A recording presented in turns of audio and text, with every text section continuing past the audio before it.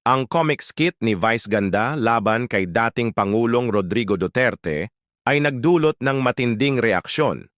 Sa halip na maging simpleng comedy, ito ay lumabas na may halong kayabangan at kawalan ng respeto. Bilang isang public figure na may milyong tagahanga, tungkulin niyang magpatawa ng may hangganan at dignidad. Hindi lahat ng biro ay nakakatawa, lalo na kung ito'y nagiging insulto.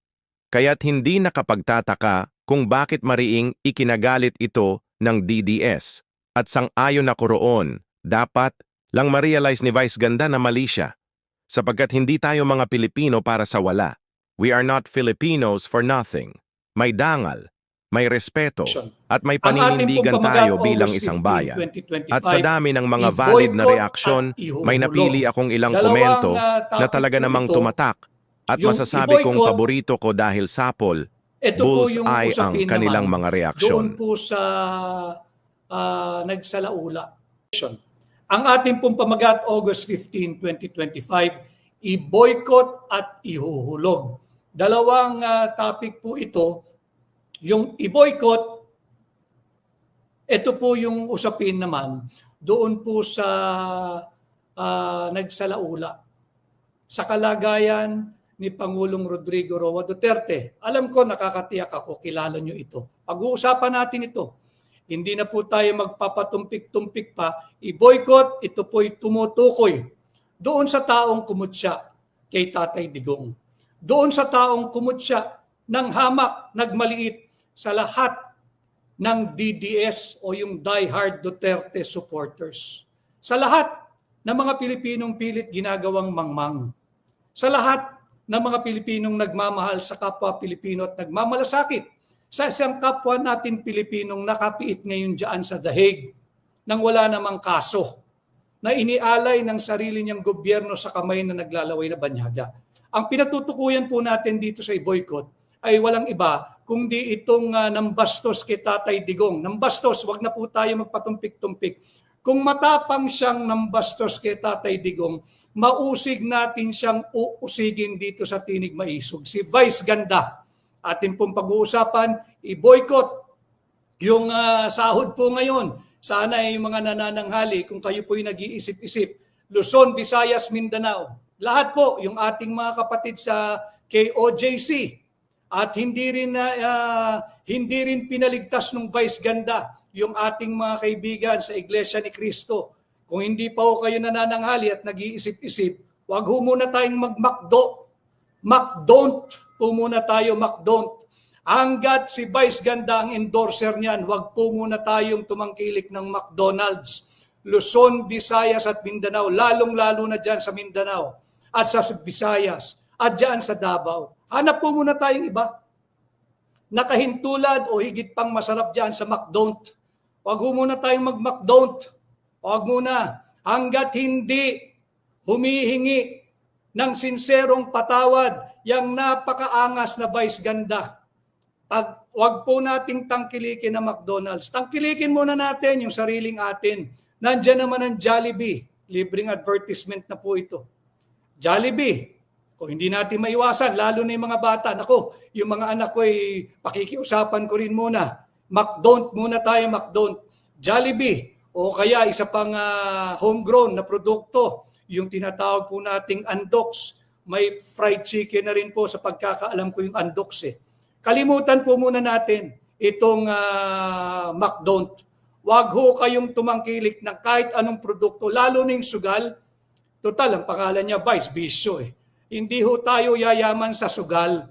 Wag ho kayong magsugal. Wag ho kayong maniwala. Ang kumikita lang ho dyan yung Vice Ganda. Sa sugal, wala ho kayong panalo dyan. Maniwala kayo sa akin. Magbanat tayo pare-pareho ng buto, kagaya ho ng ginagawa natin araw-araw. Iwasan ho natin lahat po. At yung pangalawa, yung ating titulo, ihuhulog.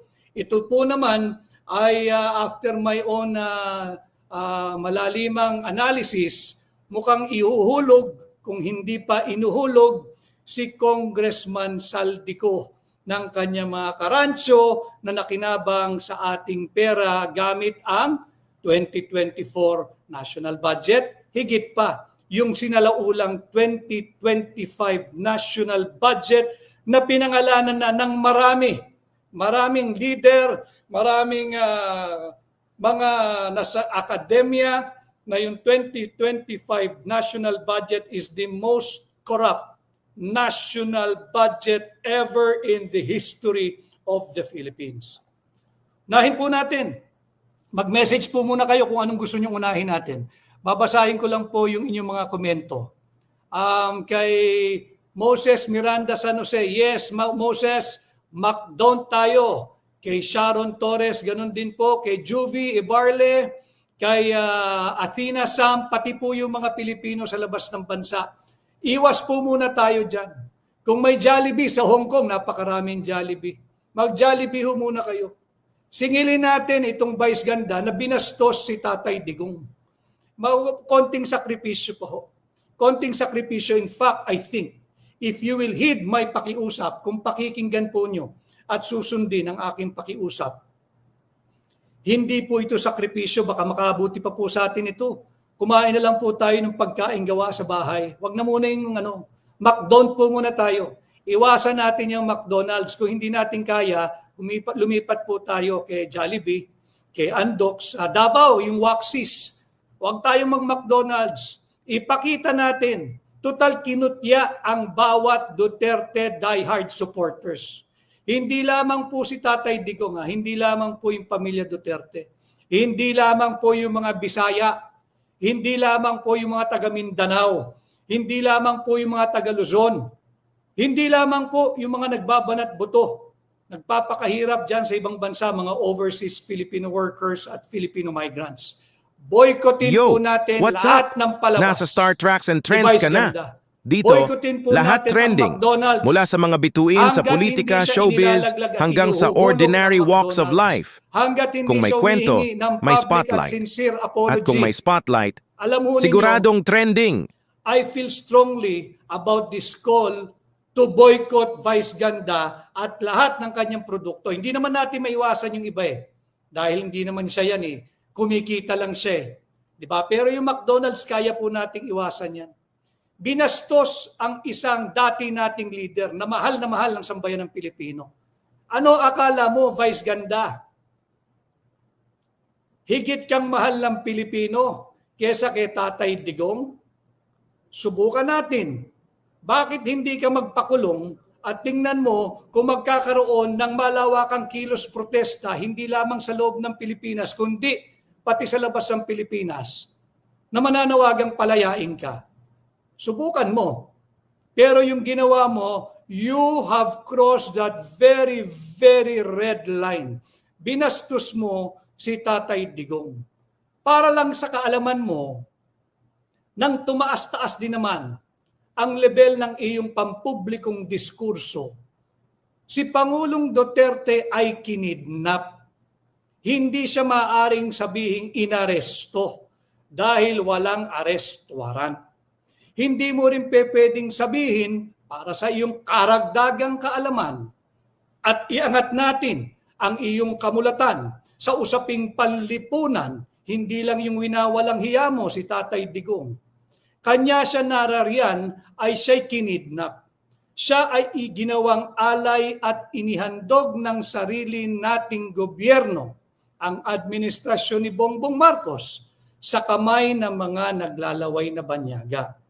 Makinig ka dito sa ganitong ugnayan, direktang ugnayan, nang sa ganoon bago ka magmambastos ng leader ng ating bansa na pinakamamahal ng Pilipino kahit wala na sa pwesto pagkatapos ng kanyang termino, bago ka mambastos ng isang nakatatanda, ng isang senior citizen, mag-isip-isip ka muna. Kaya ang aking panawagan, nakikiusap po ako, konting sakripisyo pa, mga kasamahan ko sa bayan ng Maisog. Ang hakbang ng Maisog, yung ating mga kasamahan, sa DDS, kinutya po tayo ni Vice Ganda. Sa lahat ng taga Mindanao, lalong-lalo na sa Davao City, sa lahat ng mga Visayas, diyan sa Visayas region, at sa Luzon, sa lahat ng Pilipino, saan man pong bahagi ng mundo, i-boycott po natin si Vice Ganda, i-boycott po natin ang McDonald's. Hindi po kalabisan ang aking pakiusap sa inyo. Ipakita natin ang ating pagkondena sa pambabastos ni Vice Ganda kay Tatay Digong. Nanawagan po ako sa inyong lahat, ating mga kasamahan sa Kingdom of Jesus Christ, ating mga kasamahan sa Iglesia ni Cristo, binastos po ang ating mahal na senador, si Senador Rodante Kadante Marcoleta. Wala naman siyang pakialam doon sa ginagawang show nitong Vice Ganda. Total gusto mong magpapansin, total gusto mong sumikat, heto sa aking plataforma, higit ka pa naming pasisikatin, pati ang McDonald's. Wag ho kayong kakain ng McDonald's hanggat si Vice Ganda ay associated sa McDonald's. Doon muna tayo sa sariling atin. Jollibee, Andox, dyan sa Davao City, may Waxis. Talikuran ho muna natin yan. Mahirap naman, iniinsulto na ang ating Tatay Digong. Iniinsulto na, kinidnap na nga, ipiniit na walang sala, ipiniit ng walang kaso. Binababoy pa ni Vice Ganda. Ipakita natin. Yung nanay po, lumalabas daw yung nanay, wag yung nanay. Ipakita natin kay Vice Ganda na tayo ay marunong rumispeto sa nakatatanda. Marunong kaming rumispeto, pero ikaw, wala ka. Walang matututunan sa iyo ang kabataan. Bastos ka. Bastos ka. Dito po muna tayo sa ihuhulog. Alam mo ninyo, yung sitwasyon ni Congressman Saldico ay walang pinagkaiba sa sitwasyon noon. Kung matatandaan nyo, this is recent history. And I'm sure marirecall ninyo, di ba? Si Janet Napoles. Di ba yung PDAF? Yung ganito rin parehong-pareho. Binago lang yung mekanismo ng pagnanakaw sa kaban nating mga Pilipino. Si Janet Napoles, untouchable nung kapanahunan niya. Hindi mo paaaring magagalawin yan. Di ba, no, sinabi nga niya, pag ako kinantinin niyo, babagsak ang gobyerno ni Noynoy Aquino. Ni dating Pangulong Noynoy Aquino, di ba yan yung mga kataga na binibitawan ni binibining Janet Napoles nung kapanahunan niya. Subalit ano ho nangyari? Nung mainit na yung issue ng pork barrel, nagrarally din po ang Pilipino, yung kagaya po ng aming grupo, yung Quezon City Trial Lawyers League, we participated yung rally kontra sa baboy, yung kontra pork barrel. Sumali po yung Quezon City Trial Lawyers League diyan sa rally sa Rizal Park. Nandun po ang mga opisyal at miyembro ng Quezon City Trial Lawyers League. Sumali po tayo sa pagkilos. Wala pong pinagkaiba yan. In fact, sa ilalim ng pamumuno ni Speaker Martin Romualdez, at ni Congressman Saldico, dating chairman ng appropriation, minaster po nila, pinilit nilang minaster kung paano maiwasan yung prohibition ng PDAF. No? Pinalawak nila at nauwi nga, ito talaga tinira. Linapastangan ang ating taunang national budget. Lalong-lalo na yung most corrupt ever 2025 national budget. Si Saldico, yung dating chairman ng Committee on Appropriation, kung hindi mo pa nakikita ang linaw-linaw na, kung hindi mo pa nararamdaman, amin kang gagabayan. Kung hindi ka pa ihuhulog, baka nahulog ka na. Or in the reverse, kung hindi ka pa inihuhulog o kung hindi ka pa hulog, ihuhulog ka na. Paliwanag ko. Kumpara ninyo yung panahon ng Janet Napoles na ngayon ay nakapiit. Di ba? Dahil sa PDAF. Kumpara nyo yung panahon niya at yung mga kaganapan ngayon pagdating po sa korupsyon, sa kurakot, sa pagnanakaw, sa anomalya. Pareho po mas malala pa nga yung ngayon. Kung yung Janet Napoles na matapang na nagsabi noon, hindi nyo ako pwedeng kantiin. Untouchable ako. Babagsak ang gobyerno pag ako'y hinipo ninyo. O ano hong nangyari? laglag, nakakulong, convicted. Si Saldico, hindi malayo po ito. Bakit? Meron po akong nabasang isang nagsisirculate sa online. Kitang-kita naman po malinaw na malinaw. Hindi po ito yung Jin. May nag-message. Malinaw na malinaw, hindi po siya hari. Malinaw na malinaw, ilalaglag kung hindi pa inilaglag na, ihuhulog kung hindi pa hulog na si Congressman Saldico. Sabi po nung nag-post sa isang umiikot na post sa social media, para lang may kredito doon sa nag-post, yung Cesar Rio Pascual. I have to mention him. We have to give credit where credit is due. Hindi naman po tayo hijacker o magnanakaw ng mga ideya. No? Yung Cesar Rio Pascual, magandang tanghali po sa inyo kung nasa Pilipinas man kayo. Ang nakasulat sa kanya, Puno, si Congressman Ronnie Puno po ito, reveals Escudero, Co, and Po. Si Co, si Saldico, si Po, si Grace Po, si Senadora, made changes in the proposed national budget. Si Congressman Puno, obviously was referring to the 2025 national budget. Para lang po magabayan kayo, si Ronnie Puno po ay hindi congressman at miyembro ng 19th Congress. Hindi po siya miyembro, kakapanalo lang po niya at ngayon lamang po siya bahagi ng Kongreso, yung 20th Congress. Huwag po natin pakaunahan. Ang sabi po nung post ni Ginoong Cesar Rio Pascual, again, I have to make it very, very clear yung attribution sapagkat post niya ho talaga ito. Hindi po tayo magnanakaw ng ideya, lalo na ng pera ng mga Pilipino. Ang sabi po niya, Ronnie Puno revealed a small BICAM committee. Ito rin po yung align po ito sa naging pahayag ni Congressman Toby Tiangco. Yung sinabi niya na bukod sa BICAM, may small committee pa na nagde-design, nagtatapos, nagfa-finalize ang ating taunang budget. Ronnie Puno revealed a small BICAM committee made the controversial changes. Maliho yung controversial. Made the illegal, unconstitutional, and anomalous changes to the 2025 national budget. Meron pa po siyang sinabi, conclusion po ito, di lang malinaw sa pagkakasulat nung nag-post, kung conclusion niya o conclusion po ito ni Congressman Ronnie Puno. Ang sabi po niya, in the end, the budget swelled lumaki po yung budget, from 6.18 trillion, ito na nga po, nauwi tayo, 6.325 trillion pesos budget for 2025. Watching from London, boycottin po natin muna McDonald's kahit kayo nandiyan sa London dahil po sa pambabastos ni Vice Ganda kay Pangulong Duterte. Boycottin po muna natin yan. Huwag po tayong mag-McDonald po tayo. Jollibee muna. Andox, Waxis, yung medyo may konting budget, pwede pong Shake Shack.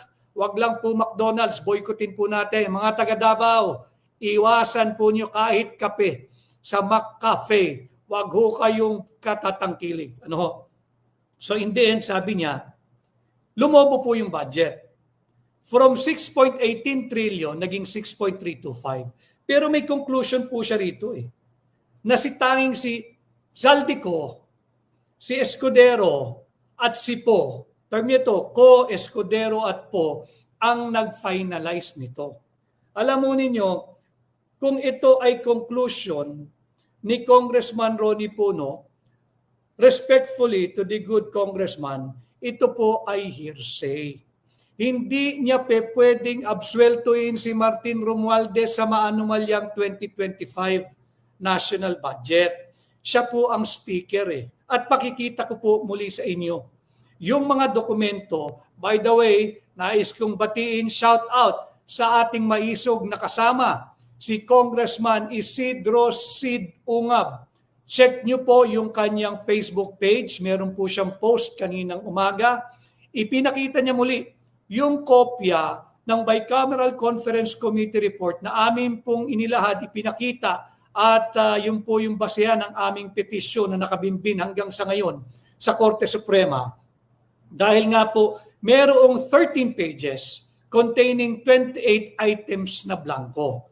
BICAM na po ito BICAM report na silyado. Aprobado po ito, ratipikado, pirmado at ifinail. Diyan po sa Bills and Index section ng House of Representatives. Ibig sabihin, tapos na. So, check nyo rin po pagkatapos po ng ating pag-live yung pahina ni Congressman Sid Ungab. Maraming salamat sa patuloy na paglalaban at pagpanig sa sambayan ng Pilipino. Mabuhay ka, Congressman Sid Ungab. Ang mga tindig nito ang dapat maging senador din. O dili kaya, ito ang nararapat maging sekretaryo ng DBM. Pagka ang itsura ng sekretaryo ng DBM ay kagaya ni Congressman Sid Ungab na hindi niyo po matatawaran ng integridad, hindi lulusot ang tongpats dito. Hindi po lulusot ang korupsyon dito. But anyway, in his time, in our Creator's time, gaganda ang Pilipinas basta't meron pang mga tao. May pag-asa pa ho tayo. Andyan si Congressman Sid Ungab sa mababang kapulungan. Nandyan yung Dante Marcoleta sa Senado, si Senador Dante Marcoleta na binastusuyan yung ating mga kapatid na kaibigan sa Iglesia ni Cristo. Binastos po ni Vice Ganda si Senador Dante Marcoleta. Kaya oras po ng pananghalian, tiis-tiis po tayo. Ang dami namang manok dyan Ang dami namang hamburger dyan Ang dami namang pwedeng pagkapihan dyan. Iwas po muna tayo sa McDonald's. McDonald po tayo, McDonald. Wag ho tayong mag-McDonald's hanggat hindi nagbibigay ng sincero at publikong apology ang si Vice Ganda at hanggat siya ang endorser ng McDonald's. Mag-Jollibee ho kayo, mag-Andox po kayo, mag-Waxis po kayo. Yung nakakaluwag-luwag ay bay masarap po yung Shake Shack. Yung McDonald's, wala po yan. O kaya, bumili po kayo ng pandesal sa pinakamalapit na bakery. Mas malusog po sa katawan yun. At hanapan na lang natin ng palaman. So yun nga hindi pa pwedeng ang maglilinis sa partisipasyon ni Martin Romualdez ay si Congressman Ronnie Puno. Bakit? Sapagkat lahat ng kanyang nalalaman at sasabihin patungkol sa naganap doon sa maanumalyang Bicameral Conference Committee at kung kaninong makakating kamay ang naglagay ng mga halaga doon sa blankong items, 28 items blanco po lahat dyan sa Bicameral Conference Committee report, na ratified, approved, signed, and filed. Yun po ang dapat managot. Hindi po si Ronnie Puno ang authority para linisin, iiwas, absueltuhin si Martin Romualdez. Bakit? Hindi pa po siya congressman noon. Hindi po siya bahagi ng 19th Congress. Bahagi lamang po siya nung bagong kongreso, yung 28th Congress. But yung nalalaman at ikinikwento niya ho ngayon at inaabsuelto si Martin Romualdez, hearsay po iyan. Chismis po iyan. Sa usapang kalsada, marites po iyan.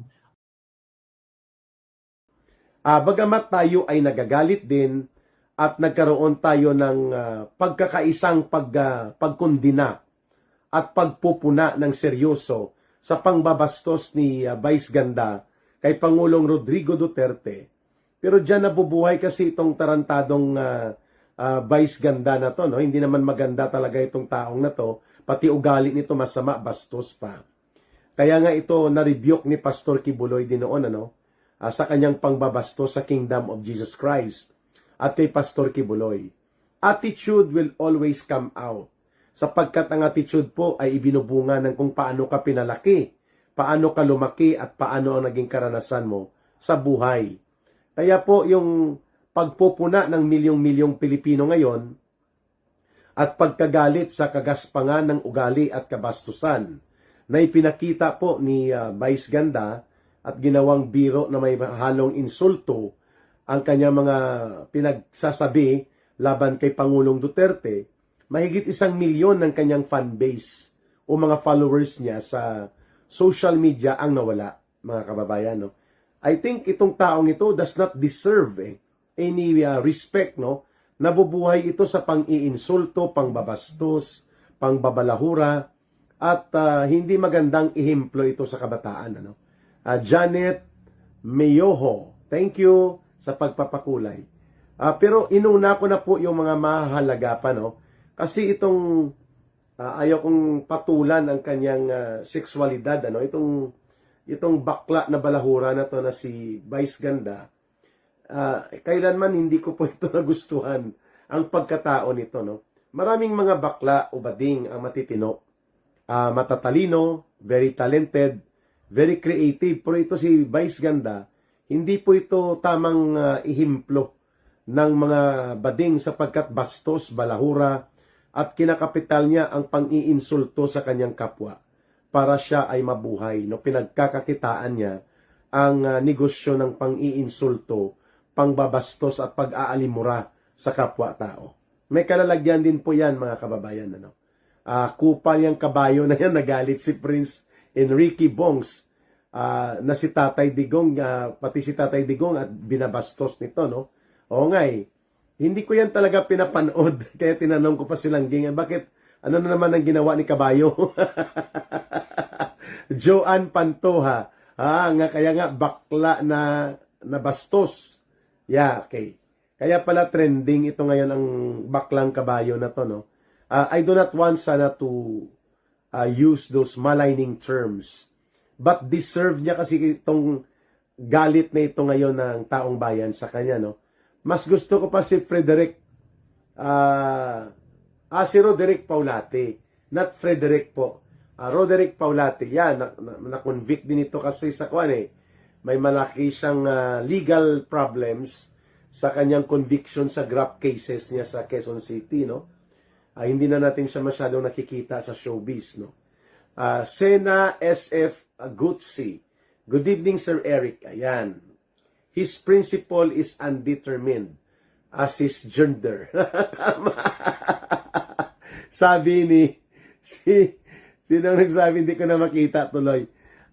Thank you. Ka Eric, dadating din ang karma ni Vice Ganda. Nanay siya na matanda na, so malalaman na niya rin ang susunod na kabanata. Opo, a country that does not pay respect sa kanyang mga matatanda at mga kabataan ay hindi niya pinapahalagahan, ay bansang walang patutunguhan.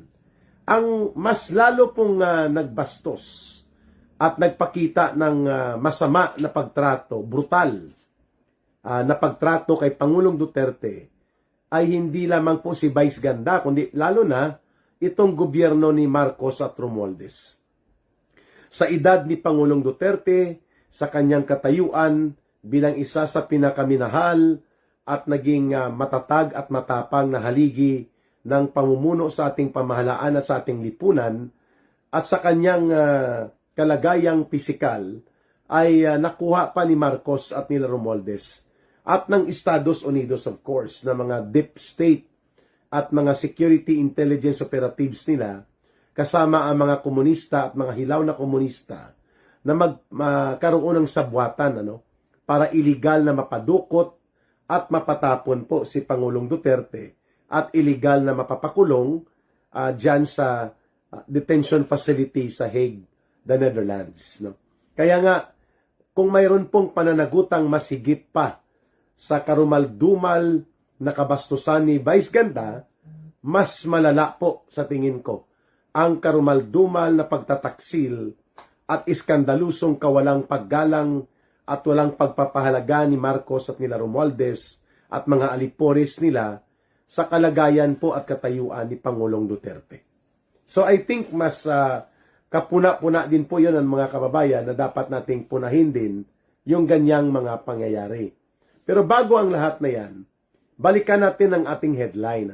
Dalawa po yung headline natin, yung pambansang pagkukondina ngayon ng taong bayan sa kabastusan at kagaspangan ng pagtrato at mga pang-iinsulto, pangbabalasubas ni Vice Ganda dito kay Pangulong Rodrigo Duterte. At kanina po, yung incoherent na mga pahayag at mga pananaw at mga public statements na ginagawa ni Marcos Jr. at ng kanyang Defense Secretary na si Secretary Gibo Teodoro patungkol po sa very sensitive na usapin ng relasyon o pakikipag-ugnayan ng bansang Pilipinas sa bansang China. No, maganda rin pong pag-usapan yan sapagkat there are very clear nuances of an impending danger that is far enormous kapag ang pinag-uusapan po ay ang impact sa ating mga kababayan. Kapag hindi po tayo nanindigan at pumuna dito sa ginagawa po nila Marcos at nila Gibo Teodoro sa panunulsol at panggagatong ng Estados Unidos na tayo ay makipagpostura o makipagpormahan bilang tapang-tapangan at digma-digmaan upang kiskisin ang ating relasyon at ugnayan sa bansang China, samantalang dapat po ang ipinopromote ay kapayapaan at diplomasya. Kahit ano pa ang mga konflikto o sigalot at mga bagay na hindi na pagkakasunduan, mainam pa rin po ang mapayapa, dialogo at diplomatikong pamamaraan. Na siya po ang aking tinitake na posisyon pagdating po dyan sa pakikipag-ugnayan sa bansang China. Okay. Una sa lahat po, ang tao, anuman ang kanyang kasarian at anuman po ang katayuan sa buhay, kung ang pag-uugali po ay masama, masama talaga po ang kanyang ginagawa. Sapagkat ang attitude ay nagmamanifest po yan mula sa habit. Ang habit po ay nagmamanifest yan mula sa karanasan. At ang karanasan po ay nanggagaling yan sa iyong mindset at sa iyong uri ng pinipili mo na landas na tatahakin mo. Because hindi naman pwedeng idikta sa atin ang ugali at ang attitude, no? Pwedeng i-correct. Pwede po yan ay hulmahin, but you cannot impose it na automatic ay gagawin ng isang tao o ng isang individual.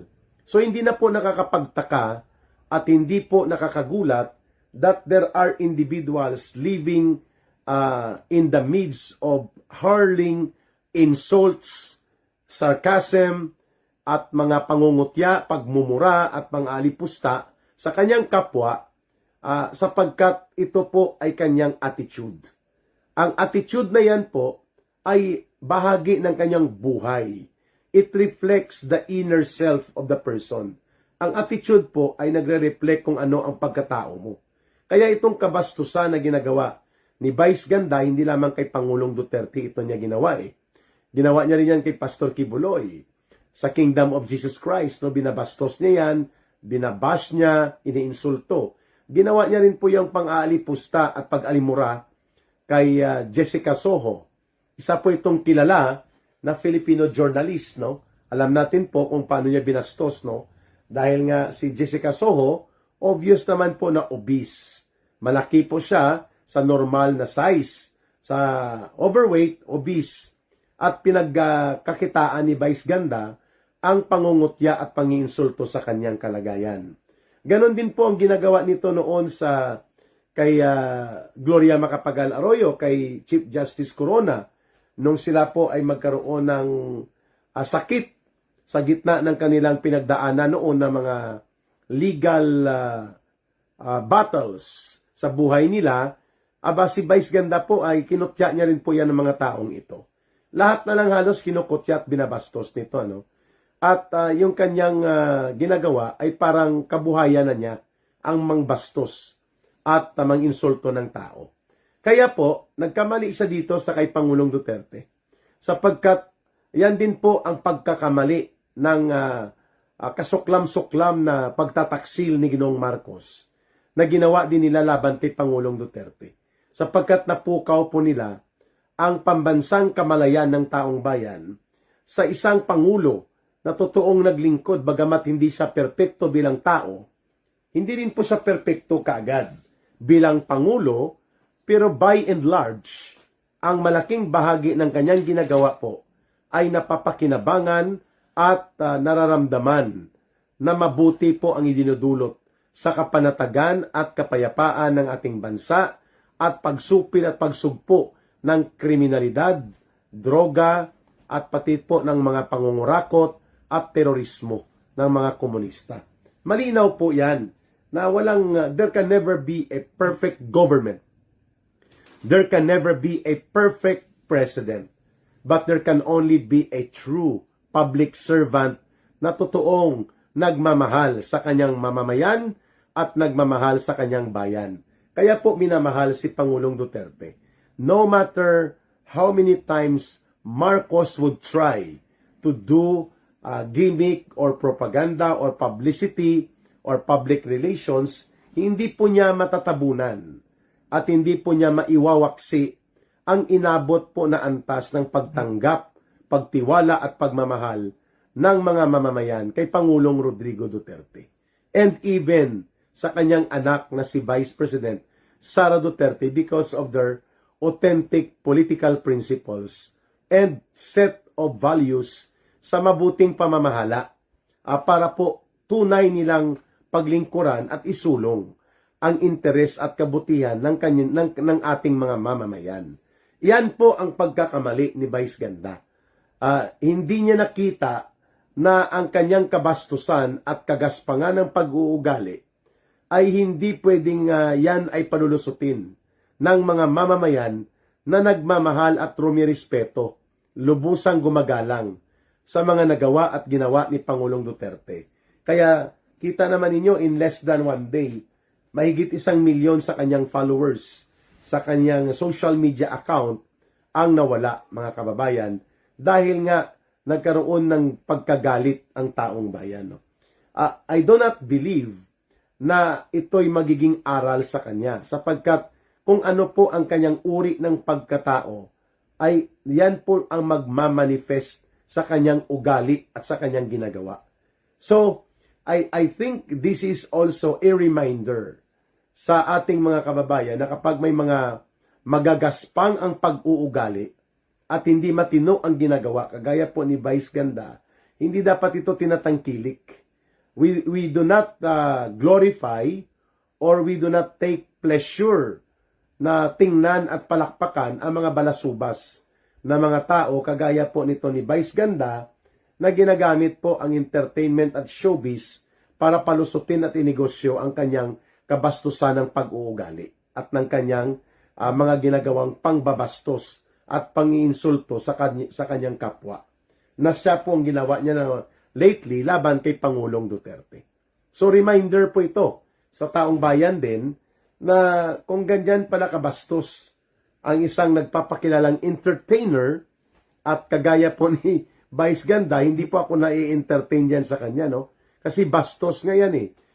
You do not make money or you do not take out profit as your business enterprise by doing insults and mga bastusan at garapalang pangbabalahura sa ibang tao bilang kapital mo sa iyong stage play o sa iyong paggamit ng mga tao na natutuwa na ikaw ay nang babastos. So this time around, nagkamali siya nang tinapakan niya ang pangbabastos niya sa pagkatao po at kalagayan ngayon ni Pangulong Rodrigo Duterte. Kaya siguro may darating din yan na paghuhukom para sa kanya. From Rigo Duterte II, Davao City Acting Vice Mayor. The City Council of Davao has far more important matters to attend to than entertaining baseless, attention-seeking antics from performers desperate for relevance. Davao City will not be distracted by cheap insults and distasteful jokes made for clout. Public figure like Vice Ganda, who use their platform to mock rather than uplift, reveal more about their own character than about the people they ridicule. The dignity and pride of Dabawenuos are not for sale and certainly not for comedy fodder.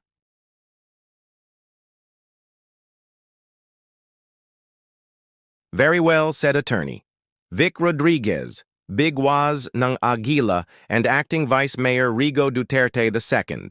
Vice Ganda's mocking of President Duterte only shows why many believe he is not a good influence. Public figures who use their platform to insult rather than inspire should not be idolized. Filipinos deserve role models who uplift, not those who put others down for laughs. He must not be viewed by Filipinos every day. For more real talk and trending updates, don't forget to like, comment, and subscribe to Star Treks and Trends. See you on the next video.